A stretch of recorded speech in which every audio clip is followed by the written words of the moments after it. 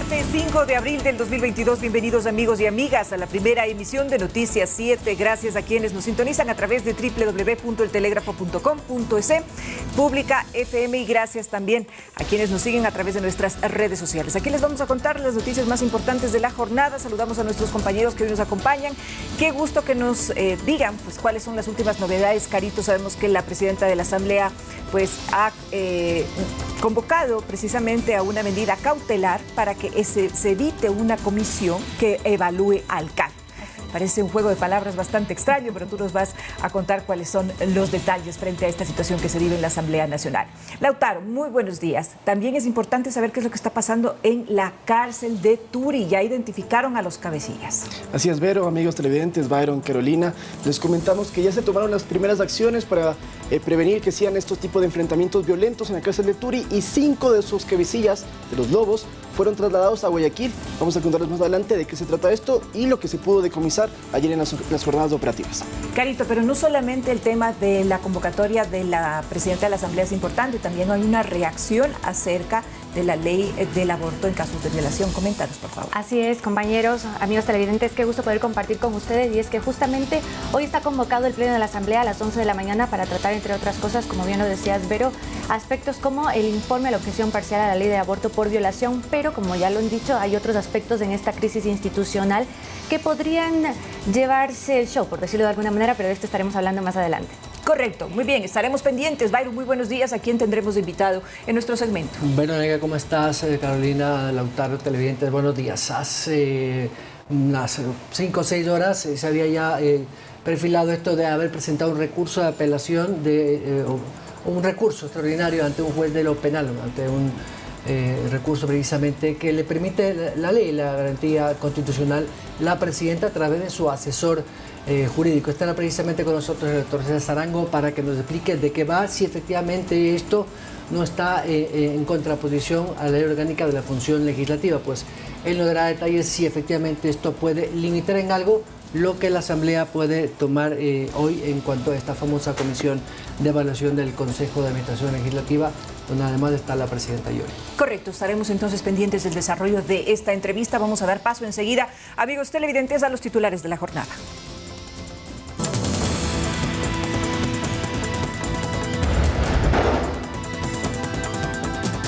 20 muertos es el saldo final después de las 48 horas de la masacre en la cárcel de El Turi, en las afueras de Cuenca.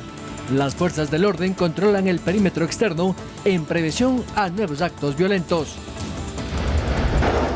La convocatoria a la sesión plenaria de la Asamblea será este martes 5 de abril, pero la presidenta Guadalupe Llori se adelantó a su juzgamiento al presentar un recurso extraordinario de protección ante un juez.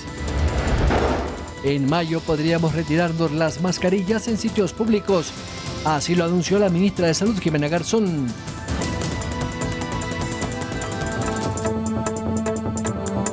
Y existe precisamente mucha expectativa, amigos, por lo que ocurra hoy en la jornada del Pleno convocada para las 11 de la mañana en la Asamblea, Carita.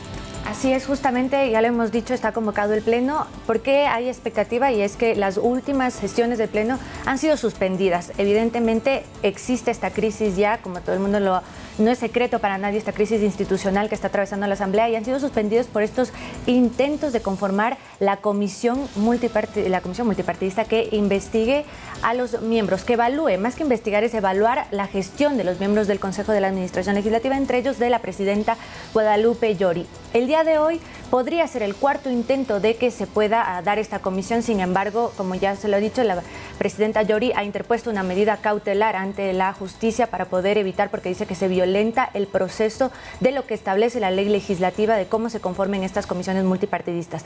Pero volviendo a lo que será la sesión del Pleno, hay puntos importantes que tendrán que tratarse el día de hoy, como por ejemplo la objeción parcial a la ley del aborto por violación, que dicen que justamente fue una movida un tanto política poner este tema, porque evidentemente no para nadie necesitan que esto se suspenda. Es decir, todos los bloques legislativos están interesados en que se pueda dar tratamiento a este informe, porque corre un plazo que está por culminarse la próxima semana, Lautaro.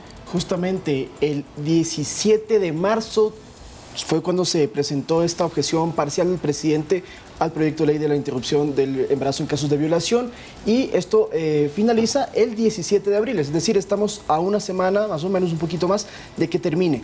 Lo que busca la Asamblea Nacional en este caso es enviar este informe a la Corte Constitucional, y con el tratamiento que se daría en la Corte ya no aplica el plazo de los 30 días y por ende este proyecto del presidente de las objeciones no pasarían por el Ministerio de la Ley. Así es, justamente, y como les decimos, hay aspectos importantes y hay el interés de las bancadas en que pueda dar trámite a la sesión de hoy y que no se suspenda. Justamente tenemos una nota en la que hemos recopilado varias de las reacciones de los legisladores. Veamos. El próximo martes 5 de abril el Pleno de la Asamblea Nacional sesionará de manera presencial. Al interior del Legislativo se habla de que en la misma se podría colocar en el orden del día la conformación de una comisión pluripartidista que evalúe a los miembros del CAL. Sin embargo, hay un proceso que, a decir del coordinador jurídico, no se cumple todavía. Debe haber una denuncia o una queja en contra de la presidenta o de los demás miembros del CAL, con el respaldo del 10% de asambleístas y otra serie de requisitos formales. Luego esa denuncia pasa a conocimiento y resolución del CAL, quien debe calificar y admitir. ¿Y qué pasa si no se interpone esta queja o denuncia? De aprobarse con 70 votos la decisión de crear una comisión que resulte en la destitución de la presidenta de la Asamblea Nacional, podría caer en nulidad, según el jurídico. De las sesiones contiguas siguientes podrían tener este vicio de nulidad y esto es bastante peligroso y grave para la entidad. Ya se tiene posturas de cómo votarán las bancadas respecto de la posible conformación de esta comisión. Apoyaremos la creación de cualquier comisión que se quiera realizar apegados a lo establecido en la ley que rige a la función legislativa. Que hagan lo que quieran, no contarán con nuestro voto para eso. Desde la bancada de Acuerdo Nacional se asegura que irán por el apoyo, pero también se habla ya de su posible conformación. Que los miembros que integren esta comisión seamos los 5 jefes de bancada que hacemos parte de la propia Asamblea Nacional. Todo se podría definir a las 11 de la mañana. Andrea Orbe, Noticias 7. Y como lo hemos visto, el vocero, el coordinador de la bancada del Acuerdo Nacional y además jefe del bloque de Creo, Juan Fernando Flores, ha sido clarísimo, también están de acuerdo con la conformación de esta comisión. Eso es un elemento nuevo en el debate porque hasta hace unos 4 o 5 días Creo no había tomado partido para evaluar al CAL y sobre todo a la presidenta, precisamente porque querían evitar eso. Hay un claro interés de las bancadas de oposición de desconocer lo optado jurídicamente, evidentemente, de la presidenta Yori, porque consideran que no ha actuado, según lo han dicho varios de sus voceros, como Esteban Torres, que no ha acatado lo que dispone el Código Orgánico de la Legislatura. Es uno de los argumentos que dice la oposición y claro, la presidenta, y se lo vamos a preguntar en pocos minutos a su asesor, ha presentado este recurso extraordinario de protección intentando blindarse de esta eventual evaluación, que vamos a ver si se puede dar hoy. Ahora, cuando nosotros hablamos de medidas cautelares, ¿qué significa este término, ¿no? ¿Para qué se utilizan las medidas cautelares? En este concepto son utilizadas precisamente para evitar la violación de un derecho. En ese sentido, ¿cuál es la posición de la presidenta de la Asamblea, Yori, para presentar precisamente estas medidas? Así es, justamente el argumento de la presidenta Yori en esta medida cautelar es que se está violentando el proceso legislativo que establece cómo se debe sustentar un procedimiento de indagación en el caso de que haya alguna infracción de algún legislador. En este caso, debería haber una denuncia previa que se presente ante el presidente de la Asamblea y luego esta se califique al CAL si es que tiene con los elementos y ahí se conforma la comisión multipartidista. Yori ha dicho y argumenta que no se puede hacer a través de una moción en el Pleno como se ha intentado hacer en 3 ocasiones anteriores en las sesiones del Parlamento.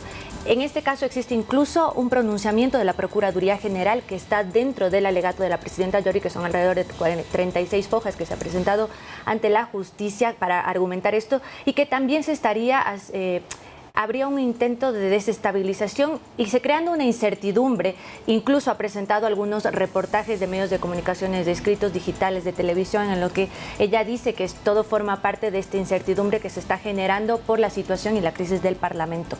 En este caso, como ya decían, el oficialismo ha dicho, ok, vamos a apoyar la conformación de esta comisión, pero siempre y cuando se dé en base a una denuncia y que la comisión multipartidista esté conformada por los 5 líderes de bloque, que en este caso sería Juan Fernando Flores del oficialismo, sería Marcelo Holguín de UNES, Marlon Cadena de la Izquierda Democrática, también Rafael Lucero y Esteban Torres del Partido Social Cristiano y de la Izquierda Democrática, respectivamente. Y es que además esta medida cautelar es algo que ya ha pasado antes en la política ecuatoriana. Recordemos, Jorge Yunda también la presentó cuando hubo este intento de remoción por parte del Consejo Metropolitano, que efectivamente se efectuó luego de que intervinieran otras autoridades. Pero es interesante en este caso de Guadalupe Llori porque su denuncia dice claramente que le piden al Pleno de la Asamblea Nacional abstenerse de debatir o emitir una resolución sobre esta creación de la comisión ad hoc pluripartidista para evaluar al CAL si no cumple el procedimiento legal, que es justamente lo que ha explicado Carolina. Ahora, ¿qué puede suceder con este tipo de medidas cautelares? Hay 3 opciones. Una, que en este caso se pida desde la justicia a las personas competentes, las que van a plantear esta moción, que eviten hacerlo, que no lo hagan. Otra opción que tienen es que haya vigilancia policial en el Pleno, o una tercera, que mediante un dictamen se suspenda o se evite que se genere este acto para este tema de los derechos, de evitar que haya una vulneración o violación de derechos. Ahora, justamente la medida cautelar es, como ya lo has mencionado, es hacia el Pleno de la Asamblea, pero el representante legal del Pleno de la Asamblea es justamente Guadalupe Llori. Ahí creo que valdría la pena que Byron pueda poder indagar y ahondar en este tema de que si esto es procedente o no, realmente tiene algún vicio de ilegalidad o no en este aspecto, porque justamente es hacia ella. Pero ahora, ¿cuál es la raíz de todo esto y por qué es de esta evaluación que se quiere hacer a los miembros del Consejo de la Administración Legislativa? Pues uno de los argumentos es justamente que ellos se cuestiona la forma en cómo han ido calificando los procesos, sobre todo en los temas de juicio político, que recordemos que, de acuerdo a lo que dice la ley legislativa, los procesos de juicio político tienen que ser tratados conforme al tiempo que hayan llegado. No se puede poner uno antes u otro después, sino es de acuerdo a su orden de llegada. En este caso se dice que esto no se ha hecho dentro del Consejo de la Administración Legislativa, que se ha hecho quizá a dedo o a conveniencia. Esto es uno de los argumentos que se alegan y que por eso es que es necesaria la evaluación del CAL. Miembros del CAL han dicho que están abiertos de esta evaluación porque es evidentemente poner bajo la lupa lo que se ha hecho, y es que si se ha hecho bien, pues se mantendrán dentro del proceso legislativo, y todo cual, si es que no, pues deberán deberán tomar las medidas necesarias. En este caso, hay que dejarlo claro, no se está de ninguna manera intentando que Llori deje de ser legisladora, ¿no? Solamente en el caso de encontrar algún tipo de sanción, ella tendrá que dar un paso al costado de la presidencia, pero mantendrá su condición de asambleísta. Lo cierto es que el ciudadano de a pie, el vecino, el votante que le dio el voto precisamente a todos estos legisladores, no entiende de estas cosas jurídicas y técnicas. Lo que sí sabe es que no se está legislando, es decir, esta gente está trabajando a medio gas, por no decir no está trabajando. La ley de uso progresivo de la violencia está parada, el informe de la Comisión para la Corte Constitucional a propósito de la ley de interrupción del embarazo en caso de violación también está suspendido, entre otros proyectos de ley. Es decir, la propia Asamblea está dando una mala imagen de la que ya tenía, y el desprestigio institucional es evidente cada día que pasa, al margen de que quien tenga la razón. Al ciudadano, a la opinión pública en la calle, no le interesa quién tiene razón. De hecho, no le interesa, no lo entiende. Lo único que sabe es que esta gente no está actuando en función de lo que el mandante le ha dado a través del voto, que es legislar o fiscalizar. Y justamente hablando de este tema, es importante también decir a la gente que Guadalupe Llori tiene todavía un año más de presidencia, porque son cada 2 que se eligen. Ella, si logra evitar salir en este periodo, podría buscar uno más, pero es complicado. Y lo que están diciendo las bancadas de oposición también es que hay una especie de entorpecer la labor de la Asamblea, como bien ha explicado Byron, y por ende parece que tiene los días contados, a menos que efectivamente se logre llegar a acuerdos, pero a vista y paciencia de la gente parece que eso va a ser muy complicado. Precisamente en la sesión convocada para este martes 5 de abril, amigos televidentes, el Pleno de la Asamblea Nacional va a conocer el informe de la Comisión de Justicia con respecto del veto del presidente Guillermo Lasso al proyecto de ley que garantiza el aborto en los casos de violación. Los asambleístas deberán allanarse o ratificarse en el texto anterior.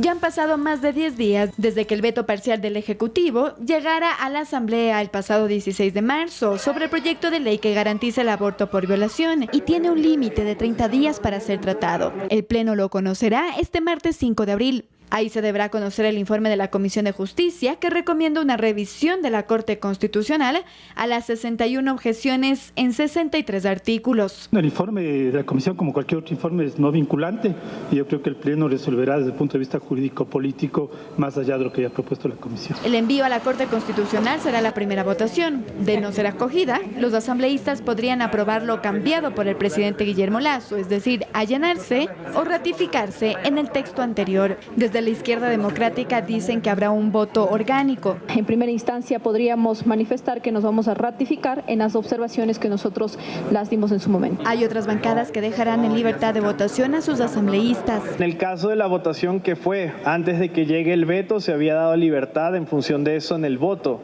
respetando la posición de cada uno de los legisladores, y en este sentido se mantendrá de la misma manera. Yo soy médico y he mantenido, mantengo y mantendré toda la vida la defensa a la vida. Espero que haya un consenso respecto a mi posición. Entre las sugerencias del mandatario figuran que se unifique el plazo de 12 semanas en casos de aborto por violación y no se aceptó la excepción de 18 semanas que se fijaba para niñas, adolescentes, indígenas y mujeres del área rural. Andrea Orbe, Noticias 7.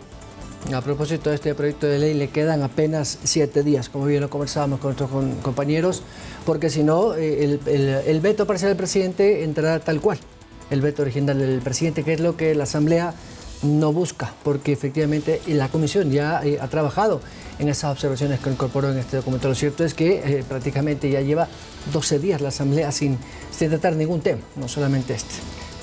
Habrá que ver qué es lo que sucede hoy, si efectivamente pueden o no sentarse y legislar, porque para eso es lo que los electores los han puesto ahí.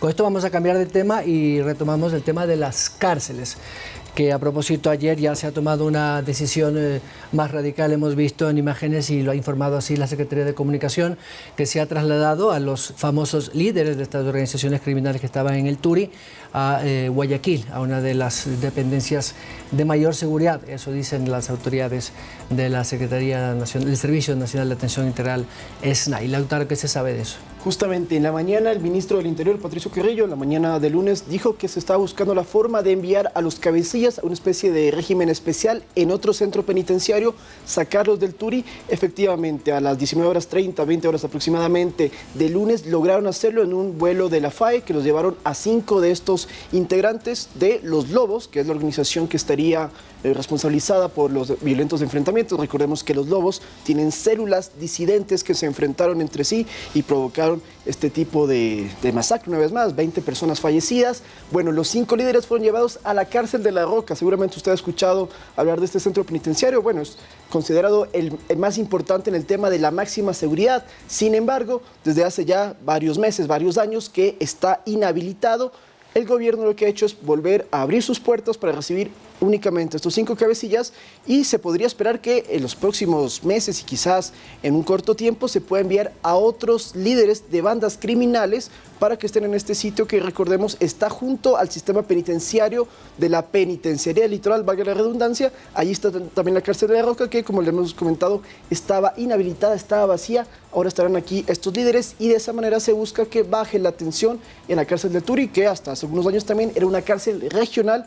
Ahora es nacional, por ende tiene a los líderes de varias organizaciones. Y vale la pena enfatizar en que justamente estos 5 cabecitas de los Lobos y los disidentes de R7, ellos van a La Roca bajo un régimen y un tratamiento disciplinario distinto, según lo que mencionaba el ministro del Interior, Patricio Carrillo. Pero además también hablaron de que se incautaron teléfonos celulares, armas de fuego, armas cortopunzantes, pero sobre todo más de 1.300 litros de alcohol para consumir. Que es sorprendente de dónde lograron sacar todo esto, ¿no? Para que la gente se haga una idea, sobre todo las personas que viven en Quito, Guayaquil, en Cuenca, donde hay centros comerciales grandes. Si usted va a un supermercado y usted ve en la zona de los licores, puede encontrar más o menos la cantidad que había en la cárcel del Turi. 1.300 litros de alcohol es una cosa impresionante y es lo que más sorprende, fuera de las armas. También hay 5 fusiles, armas de 9 milímetros, hay armas cortopunzantes, 127, es una cantidad, y encontraron también caletas en los techos donde metían este tipo de armamento ilegal. Y otra de las consideraciones que se debe investigar seguramente es el tema económico, ¿no? ¿Cuál es la fuente mediante la cual se puede solventar estos costos tan altos, esta economía criminal, entre comillas, que debería ser investigada por las autoridades? Porque realmente se necesitan muchos recursos económicos para poder dotarse de precisamente lo que acaban de mencionar, de armamento, de alcohol, etcétera. Así es, y justamente eso te da cuenta un poco de el poder que tienen estas bandas criminales. Pero escuchemos lo que dijo ayer el ministro del Interior, Patricio Carrillo, respecto a lo que se ha estado haciendo en la gestión en la cárcel de Turi. A ser trasladados en un avión militar, en un vuelo militar con las seguridades necesarias, y hoy mismo serán ingresados a dicho centro. No descartamos la posibilidad de que esto genere reacciones en otros centros donde están varios de las agrupaciones aquí involucradas, los Lobos y estos disidentes autodenominados R7. Hemos tomado algunas medidas, pero efectivamente la irracionalidad puede llegar a niveles, sin embargo vamos a reaccionar de igual manera. Todo aquel que sea identificado, creo que es hora y hay necesidad social de que tengan un aislamiento y un régimen disciplinario. Y precisamente el presidente de la República en su cuenta de Twitter dijo ayer en la tarde-noche que precisamente con eso lo que se busca es reforzar la seguridad. Es prioridad, ha dicho. Número uno, nuestro gobierno, cuando está en juego, actuamos de forma firme e inmediata. Por eso el ministro del Interior, Patricio Carrillo, ya inició proceso de traslado de 5 cabecillas de las bandas delincuenciales del Centro de Detención Provisional del Turi al Centro de Privación de Libertad La Roca en Guayaquil. Es una medida muy importante la que se está tomando en este sentido. Estaremos entonces pendientes, sobre todo si es que existiría alguna reacción dentro de la prisión frente a esta medida que ha tomado el gobierno nacional. Ahora vamos a cambiar de tema, amigos televidentes. En mayo vamos a dejar las mascarillas. Dejaríamos en primera instancia en los espacios abiertos. Así lo anunció la ministra de Salud, quien además confirmó que un 89% de los ecuatorianos, y esta es una cifra importante, tiene ya las 2 dosis colocadas y el 90% la primera dosis. En mayo nos quitaremos las mascarillas, según lo confirmó la ministra de Salud, Jimena Garzón. Las UCI se están descongestionando. Entonces, si nosotros continuamos con estos buenos indicadores epidemiológicos, podremos tomar una decisión de relajar un poco más las medidas de bioseguridad y posiblemente retirarnos en el mes de mayo el uso del tapabocas en lugares abiertos. Eso sí, dice, paulatinamente mientras las cifras acompañen, al igual que la inmunidad de rebaño. El COVID vino para quedarse y por ello la decisión de la 4ª dosis que arrancó en los mayores de 50 años. Tiene una duración aproximadamente entre 5 y 6 meses. Mientras estas vacunas sean las que tenemos disponibles a nivel mundial, seguiremos vacunando cada 5 o 6 meses. Sin embargo, estamos pendientes de las nuevas tecnologías de vacunas, como por ejemplo la que va a desarrollar Sinovac, que será una vacuna estacional. Durará, esperamos que 1 año, entonces seguiremos vacunándonos cada año. Sin embargo, la idea de eliminar las mascarillas en lugares públicos preocupa a los gremios de los médicos. Nosotros hubiéramos querido que se mantenga esta cultura de la bioseguridad con la modalidad opcional del uso de la mascarilla, como tiene que ser, hasta alcanzar hasta fines de año con toda seguridad pues la inmunidad grupal, colectiva o de rebaño. Consideran oportuno, por ejemplo, la 4ª dosis en grupos vulnerables y mayores de 50 años. Así lo ratifica el presidente del Colegio de Médicos del Guayas. A todos esos sectores ciudadanos que son vulnerables, aquellas personas que padecen comorbilidades, aquellos pacientes que tienen disminuida su inmunidad, a ellos específicamente sí está acertadamente de acuerdo en que se puede aplicar esta 4ª dosis. Byron Galarza, Noticias 7. Es importante recalcar que la ministra ha dicho que el virus está aquí y se va a quedar y no vamos a hacer un país COVID-free, como alguna vez lo dijo, y que cada año nos vamos a tener que vacunar. Después de cada 5 meses tenemos que ponernos un refuerzo, así como hay gente que ya está de primera línea, médicos, personal sanitario, fuerzas armadas, recibiendo la 4ª dosis. Asimismo, cada 5 meses y medio tendrá que ponerse la 3ª o la 4ª, depende del grupo etario. Así que pues ni modo, tendremos que acostumbrarnos a esto. Lo que sí, el uso de la mascarilla que podría eventualmente dejarse a partir de mayo, ha dicho la ministra, si es que las cifras nos acompañan y el número, sobre todo de ingresados en las unidades de cuidados intensivos UCI, disminuye o se mantiene como hasta ahora, y una letalidad, mortalidad muy baja. Así es, justamente es que se menciona que de hecho las cifras son alentadoras, son positivas, tiene que ver con esta inmunidad que tenemos ya de rebaño grupal, que quizá otros países como por ejemplo China no tienen, han mantenido una norma muy estricta de COVID, pero ahora la ola por Omicron, que es más contagiosa, les está afectando y dicen que esa ola no llegará acá a Ecuador. Los expertos aseguran que es por este tema de inmunidad y que las cifras nos acompañan. Por ejemplo, en el tema de muertes en exceso, de marzo a abril, en el año de la pandemia, hubo un 254% más de muertes en exceso, y ahora que tenemos en este registro 2022 estamos hablando ya del 10%. Es evidentemente que se ha reducido y que por eso es que se puede considerar encaminarnos a esta relajación de medidas de bioseguridad, siempre y cuando consideremos todavía que la pandemia no ha terminado y no va a terminar muy pronto. Y en contagios también, porque recordemos que en la tercera semana epidemiológica, es decir, en enero, habían más o menos 50.000 casos, mientras que en esta última hay solamente 2.000. Entonces es una diferencia abismal. El 5% de positividad, es decir, de casos positivos, se está registrando, es un número bastante bajo. Por eso habrá que esperar a ver lo que sucede con este feriado de Semana Santa, que es la próxima semana, y ahí se tomarán decisiones. Es importante contarle a la gente eso. Y también, sobre el tema de las vacunas, yo quería contarle algo a las personas, y es que aparte de esta nueva vacuna de Sinovac, que va a ser estacional, que va a ser cada año y que va a combatir directamente a Omicron, recordemos que Pfizer está haciendo una vacuna intranasal, que esa, a diferencia de las actuales que te previenen de la muerte, la de Pfizer lo que te va a prevenir es el contagio, y se espera que salga en los próximos meses, obviamente eso sí, con un costo que parecería que puede ser un poco elevado. Es que en ese sentido también hay que estar pendientes, como bien lo manifestó la ministra de Salud, hay que estar pendientes de cuáles son estos desarrollos tecnológicos que se están dando a pasos realmente acelerados, porque si nosotros vemos la consecución de cómo se han dado los hechos en el tema de la pandemia, hemos visto que sí existe una respuesta, sobre todo en el desarrollo de las vacunas para que puedan dar este sistema de inmunidad. Entonces seguramente tenemos esa esperanza, digo yo, ¿no? Así es. Como ecuatorianos y en general en el mundo entero, para poder tener una vacuna que nos permita a nosotros, pues de alguna manera convivir con este virus y tener siempre presente la posibilidad de no llegar a consecuencias fatales, que ese es el problema. Así es que hay alternativas ya, la que mencionamos de la vacuna nasal, que se dice que ya está siendo probada, pero también existe ya y se ha tratado con un medicamento que es una píldora, que también puede servir y que tiene que ver que en el tema de COVID, o sea, hay muchísimas alternativas que ahorita se están procesando, pero es importante resaltar que en países como España o como Colombia, en donde ya no existe la obligatoriedad de usar el tapabocas, la mascarilla en exteriores,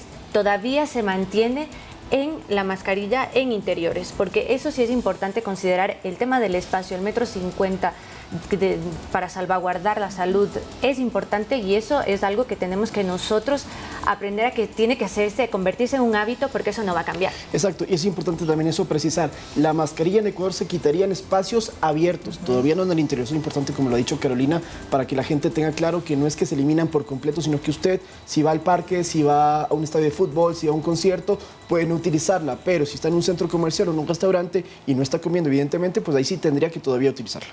Consideraciones importantes, y hablando acerca de medicamentos, el Ministerio de Salud trabaja para que los usuarios de la red pública puedan abastecerse de medicinas en farmacias privadas. La primera fase se realizará en hospitales de la ciudad capital y también, obviamente, en Guayaquil, Portoviejo y Cuenca.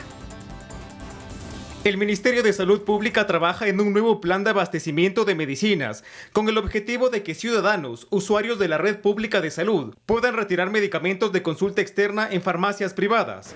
La cartera de Estado publicó en su portal web 12 requisitos que las farmacéuticas deberán cumplir si desean acceder al proceso, entre los que constan: permiso de funcionamiento vigente otorgado por el ARTSA, formulario de solicitud de calificación, registro único de proveedores y registro único de contribuyentes, certificado de conectividad de alta disponibilidad de al menos del 99.90% y garantizar el stock de los medicamentos para la externalización. 3 de ellas ya han aplicado. Confiamos que todas ellas califiquen. Invitamos a las demás cadenas a que sigan aplicando. La primera fase se llevará a cabo en 6 hospitales: en Quito, en el Eugenio Espejo y Luz Elena Arizmendi; en Guayaquil, Abel Gilbert Portón y General Monte Sinaí; en Portoviejo, en el Hospital de Especialidades; mientras que en Cuenca, en el Vicente Corral Moscoso. Confiamos que a mediados de abril ya podamos nosotros tener el sistema implementado y que las personas, nuestros usuarios, puedan retirar directamente de las farmacias la medicación prescrita. Los usuarios recibirán las indicaciones de sus medicamentos a través de una receta electrónica, con la que deberán acudir a una farmacia privada para retirar los insumos de forma gratuita y completa. Edison Saavedra, Noticias 7. Y esto va de la mano con el abastecimiento de una compra corporativa que está haciendo el CERCOP para todos los hospitales de la red pública de salud, tanto regentados por el Ministerio como del IES, el ISPOL y el ISFA, para efectivamente que estas medicinas estén no solamente en el abastecimiento de las boticas o las farmacias de cada hospital, sino que además pues, las que no puedan adquirirse ahí lo hagan de manera directa a través de esta red privada de farmacias y boticas en el Ecuador, que pues será en cuestión de días, como lo ha dicho la ministra Verónica. Efectivamente, y es importante también saber cuáles son los mecanismos que se están dando para la adquisición de estos medicamentos. A través del CERCOP se están efectuando mecanismos de compras públicas, de subasta inversa, que tienen lineamientos bastante interesantes, sobre todo para que los procesos sean transparentes. Eso también es como un dato adicional. Hacemos una pausa, pero ya regresamos con más de nuestro programa, amigos.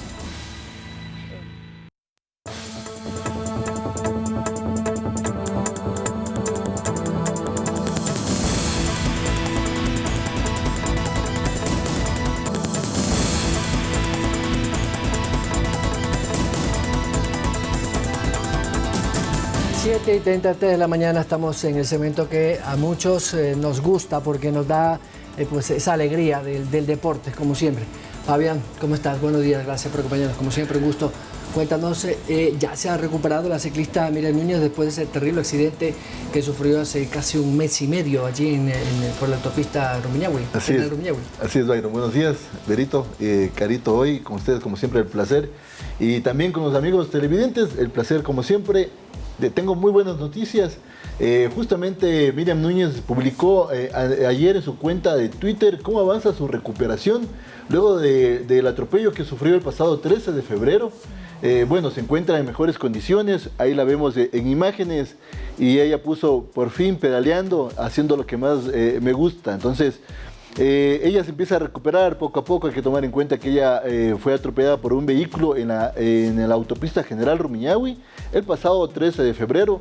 Ella tiene 27 años, es riobambeña y le pasó eso justo en uno de los mejores momentos de su carrera, cuando estaba empezando a competir en un equipo internacional, ¿no? Había quedado campeona en Colombia, se estaba destacando en las carreras internacionales. Pero bueno, sufrió este accidente, se pensaba lo peor. Tenemos aquí el reporte que había recibido en ese momento, que había tenido una fractura occipital en el cráneo y una hemorragia subaracanoidea. Espero haberlo pronunciado bien. Es decir, una especie de derrame, incluso en su cabeza, había quedado fracturada. Pero bueno, ventajosamente, un mes y medio más o menos después, la encontramos en buenas condiciones, como están en imágenes, empezando a pedalear. Así que esperamos verla nuevamente en las rutas muy pronto, a la ciclista riobambeña.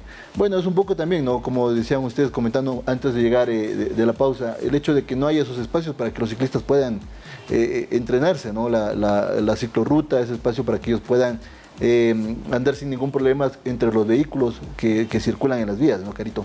Así es, justamente, y eso es lo que ha pasado. No existe en la cultura ni de un lado ni del otro, creo yo, pero en todo caso nos alegramos un montón esta recuperación de Miriam Núñez y que ella pueda cumplir su sueño, lo ha dicho en varias ocasiones, que es poder representar al país en los Juegos Olímpicos, y tiene todo el potencial para hacerlo, y esperemos que en este caso también los recursos que le acompañen. Así es, y muchos de los ciclistas han reclamado eso, ¿no? A veces ese espacio, Richard Carapaz, que es obviamente nuestro máximo exponente, también lo ha pedido muchas veces, ese espacio para poder ellos entrenarse tranquilamente. Ellos van por las vías y si no tienen de pronto ese carril exclusivo, por lo menos que los conductores respeten ese espacio de ellos, que mantengan por lo menos los 2 metros de distancia o 1,5 metros que se requiere para que ellos no tengan ningún inconveniente ser tocados. Saben que no es lo mismo un vehículo que una bicicleta, al mínimo roce ellos pueden terminar mal.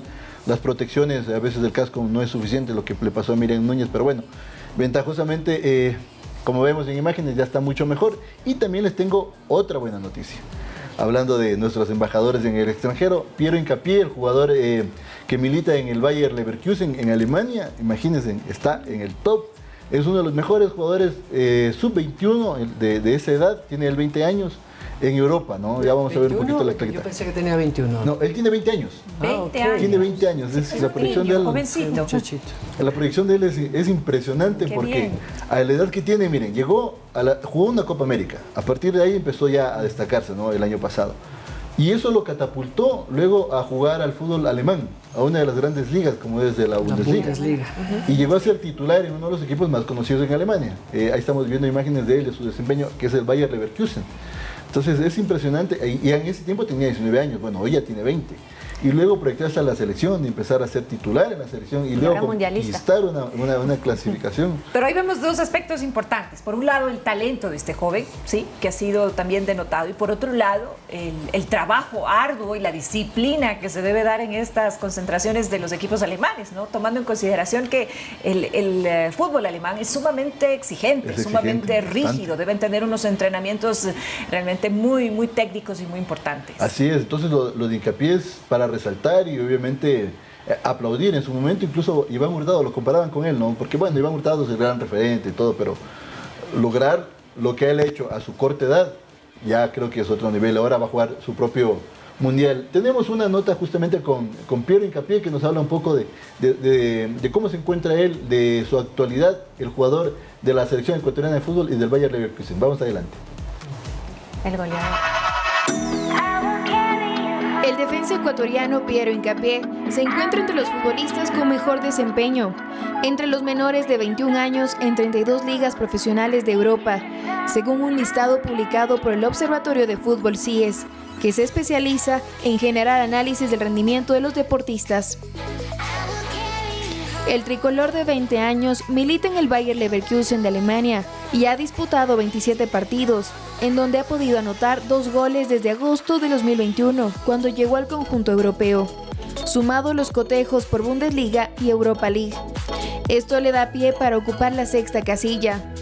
La base del escalafón es haber sumado más de 1000 minutos en cancha en los respectivos torneos profesionales de ese continente.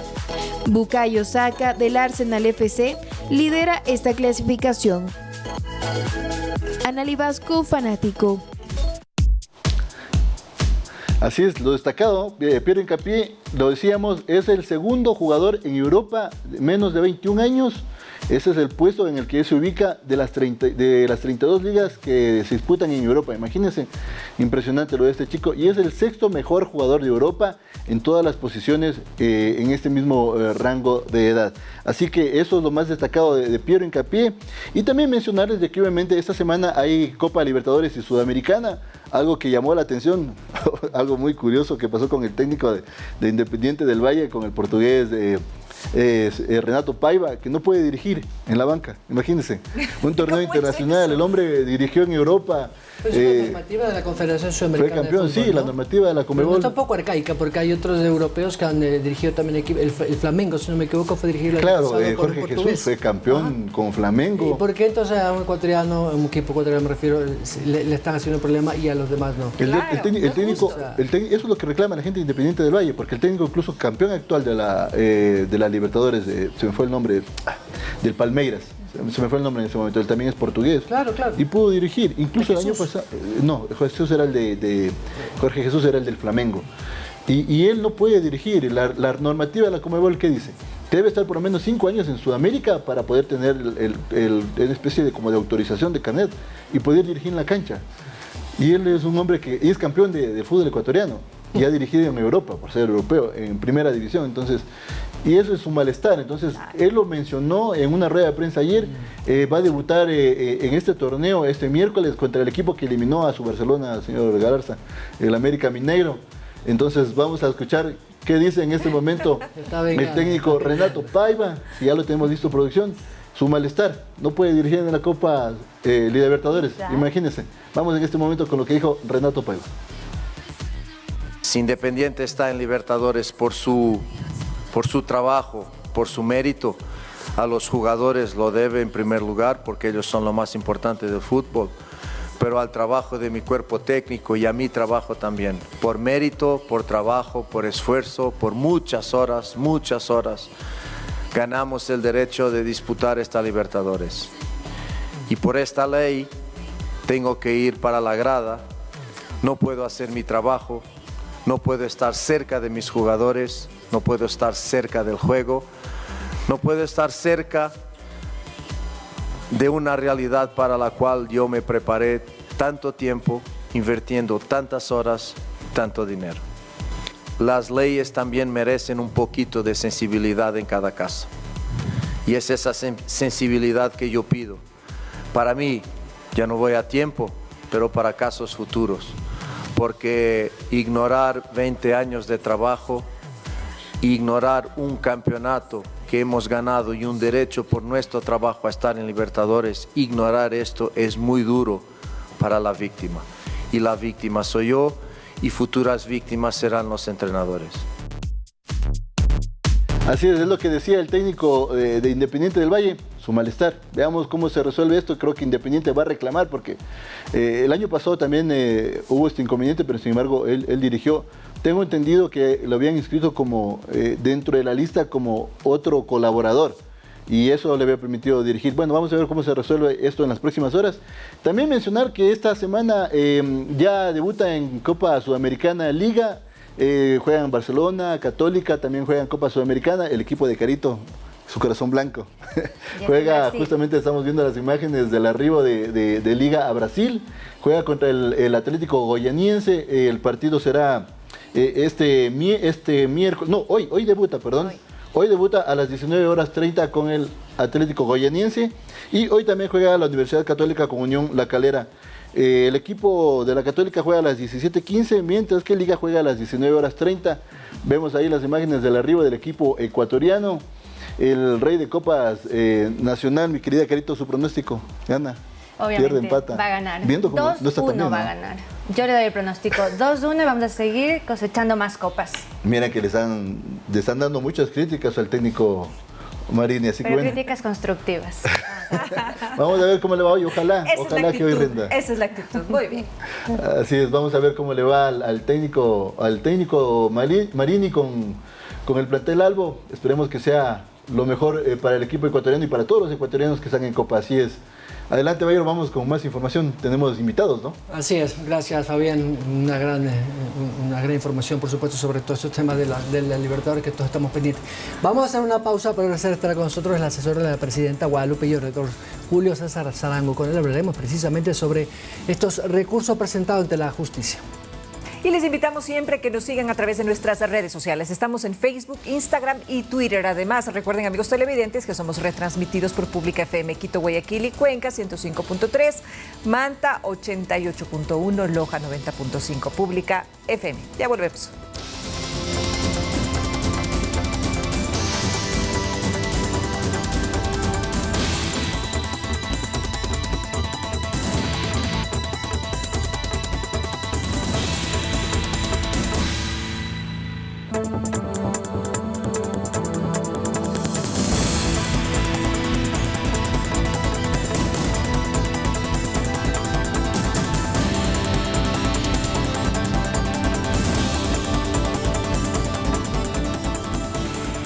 Como lo hemos anunciado, hoy debe sesionar, por lo menos está convocada la Asamblea Nacional para retomar, digamos, su actividad normal, entre comillas.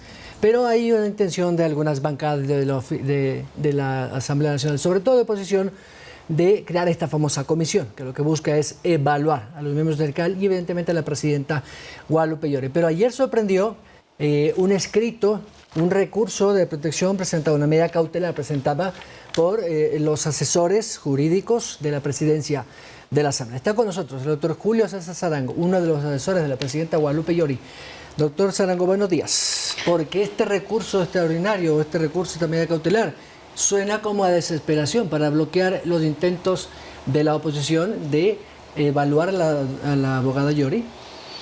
Buenos días, señor periodista. Un saludo cordial a toda la audiencia. Bueno, con respecto a las medidas cautelares, tiene un solo fundamento es que los legisladores se rijan a la norma, se rijan a la Constitución y no atropellen y violen derechos. Simplemente eso es, porque es una obligación de la presidenta pues hacer que todos los legisladores se rijan por el procedimiento parlamentario, legislativo, que es el cumplimiento estricto de la Ley Orgánica de la Función Legislativa. Ahora, lo que dice el escrito de ustedes dice medida cautelar en contra del Pleno de la Asamblea. Es decir, ¿se puede poner una medida en contra de una institución y no de una persona? Porque usted está hablando del Pleno. El Pleno lo conforman 130 y pico de legisladores. Así es, justamente el Pleno integrado por 137 legisladores. Ahí están los nombres y todo eso de los legisladores. Menos la presidenta. ¿Perdón? Menos la presidenta. Bueno, el Pleno lo conforman todos y por supuesto ella es la que dirige y el momento que toman una decisión acarrea todos los legisladores, incluyendo a la presidenta. ¿Por qué razón? Porque la medida que quieren tomar, o sea, la acción que ellos quieren proponer, la moción, es de que se conforme una comisión pluripartidista. Y cuando la ley no dice eso, porque aquí claramente hay un procedimiento establecido para el incumplimiento de funciones. Aquí en la ley no reza que no dispone que hay evaluación para los miembros del Consejo Administrativo Legislativo ni para la presidenta. Entonces esas cosas son las que atropellan el debido proceso, atropellan el ordenamiento jurídico y por ende la tutela judicial efectiva. Pero las medidas cautelares, según he consultado con algunos abogados, se dan cuando haya una acción. Es decir, todavía no se conforma la comisión. ¿Por qué adelantarse, doctor? Es un error de los abogados que ha consultado, porque la medida cautelar es para prevenir que el daño se cause, que la violación se produzca. Entonces, ese es el objetivo claro y preciso de una medida cautelar, de prever. O sea, en la Ley Orgánica de la Función Legislativa o Ley Orgánica de la Función de la Asamblea no hay esa figura jurídica de crear una comisión de evaluación. Así es, el artículo 18 es clarísimo de la Ley Orgánica de la Función Legislativa. El artículo 18 dice cesación de funciones de autoridades. Imagínense lo que es eso. Es la restricción de un derecho, de un ejercicio. En este caso, si se va a restringir, tiene que respetarse el debido proceso. Tiene que darle la oportunidad para que ejerza su derecho a la defensa. Y por eso dice claramente el mismo artículo 18, dice, cuando se trate de cesación de funciones, los plazos y el trámite de destitución de autoridades de la Asamblea Nacional será el mismo establecido en la ley para la destitución de asambleístas. ¿Pero por qué se piensa que la quieren destituir? Ya han dicho los voceros, yo he escuchado que la quieren evaluar. Los quieren evaluar a todos los miembros del CAL, incluida la presidenta. En derecho público se hace estrictamente lo que la ley dispone. No se puede hacer otra norma, lo que es otra acción, lo que en derecho privado se hace lo que la ley no prohíbe. En este caso, si ellos se fundamentan en el artículo 18 que dice cesación de funciones de autoridades, entonces ellos no quieren evaluar, ellos lo que quieren establecer es un incumplimiento de funciones y para ella poderse defender tiene que estar claro y preciso establecido cuál es el incumplimiento para que ella violentado el procedimiento parlamentario, por ejemplo, en las sesiones virtuales que ya se había dispuesto que sean presenciales y que precisamente en esas sesiones virtuales hay, digamos, no hay esos procedimientos propios del régimen parlamentario, lo decía Esteban Torres, que incluso le silencian y evitan que ciertos asambleístas tengan la posibilidad de debatir o pronunciarse y que eso es una violación al procedimiento, dicen los asambleístas.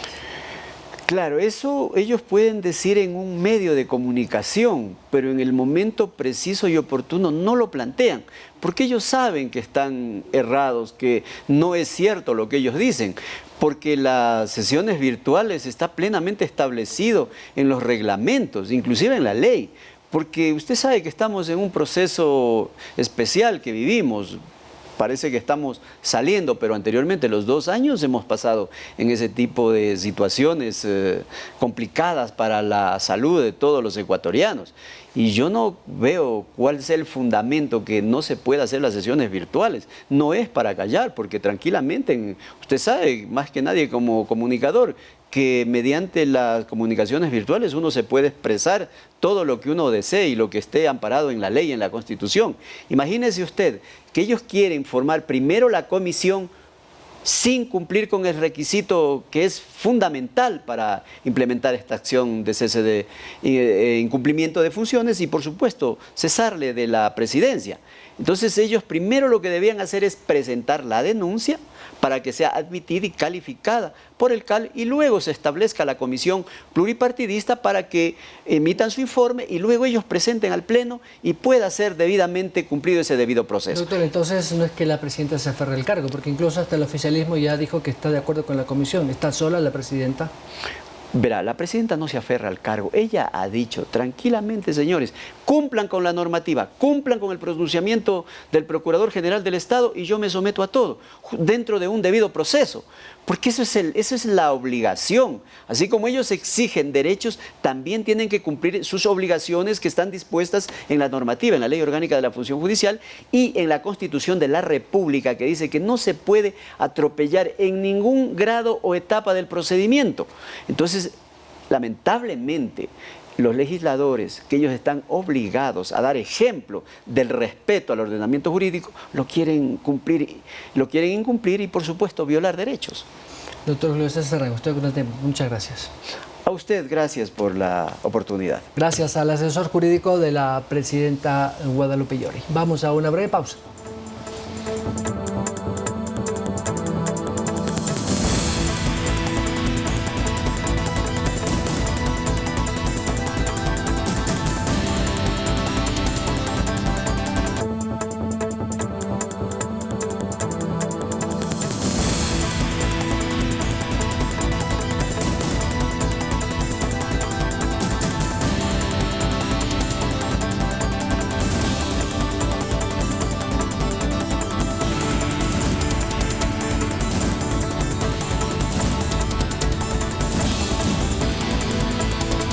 Seguimos con dos noticias de última hora. El juez que sigue la causa en contra del ex contralor del Estado, Carlos Pollitt, ha confirmado que se fija la fianza para que salga en libertad condicional, $18 millones. Así lo dice una publicación del Nuevo Herald en Miami, donde habla que el juez ha fijado efectivamente una fianza de $18 millones para el excontralor detenido actualmente en una cárcel federal de Miami por blanqueo de dinero. Se ha acusado de este delito, que en Estados Unidos es un delito federal que inclusive puede tener hasta 100 años de cárcel, porque es pena acumulativa. Otra noticia de última hora es lo que sucede hasta ahora en el Perú, donde efectivamente en ese país el presidente de la República, Pedro Castillo, ha declarado el estado de emergencia y la inmovilidad de sus ciudadanos en dos provincias, la provincia de Lima y el Callao, que son provincias que están juntas debido a las protestas que mantiene ya 20 días en el país. Todo se debe a un impuesto a los combustibles que ha incrementado en altos precios del consumo de la gasolina y el diésel y ha generado protestas, más de 4 muertos y una veintena de heridos y caos, sobre todo en algunas de las ciudades más importantes y evidentemente ha golpeado la economía peruana. Pues bien, a partir de hoy hay toque de queda y excepcionalidad con las debidas casos como policía, fuerzas armadas, seguridad y otros elementos claves en la economía y el normal desenvolvimiento de la urbe. Pero Lima hoy amanece con toque de queda, no hay movilización hasta las 11:59 de esta noche. Es noticia de última hora la medida tomada por el presidente Pedro Castillo para controlar las protestas en su país. Nos vamos. Hoy, recuerde, en nuestro nuevo horario a las 22 horas los esperamos con Verónica Jarrín y este servidor. De mi parte, muchas gracias. Buenos días.